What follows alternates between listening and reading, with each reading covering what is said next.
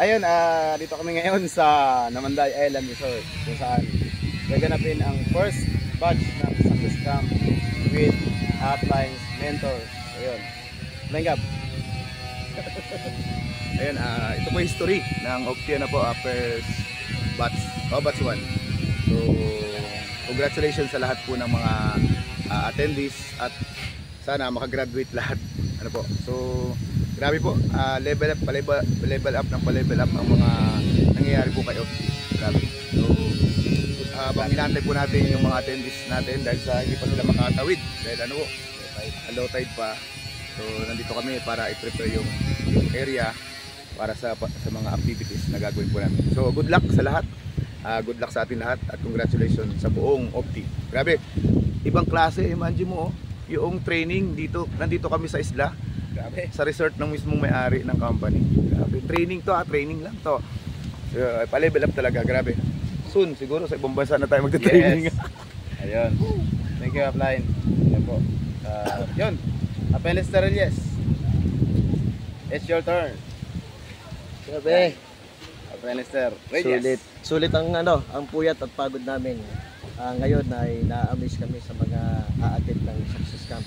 Ng batch 1 dito sa Namanday. One of lang ang nakagawa niyan. Alam nyo guys, sobrang na-amaze ako kasi history in the making ang nangyayari. Na talagang inumubog ang mga leaders ng kumpanya na mas lalo pang mag-step up sa kanilang mga attitude, higit sa lahat. Ano po, mas lalong kumapit sa mga pangarap. Thank you, Chairman, kay Applying Gab, at sa lahat ng mga facilitator, Coach Richie, sa patuloy na pangunguna sa kabuuan para tumigay ang kumpanya. At sa suporta ng beloved Chairman natin na talagang pinahirap sa atin itong Namanday Resort, which is, alam nyo guys, ilang tao lang sa mundo o sa Pilipinas ang pumupunta rito, pero pinili ng may-ari ng kumpanya na ibigay ang mga araw na kung saan gaganapin ang one of the Success Camp. Kaya, Chairman, salamat ng napakarami. Guys, very excited ang lahat. Grabe. Mag-try tayo kung kaya na namin. So, yun. Isa sa pinakamagandang experience dito, yung makapunta ka sa itong klaseng sobrang gandang lugar. No, way back 2020, gubat pa to. Pero sino magkakala? Ito na ngayon. Grabe. No? Kaya sobrang thankful po sa lahat na nangyayari dito sa One of the Lifestyle International.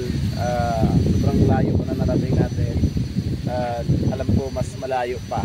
Alright? Kaya grabe, nakakabaliw, nakaka-excite. Kasi yung mga chance na ito na bihira.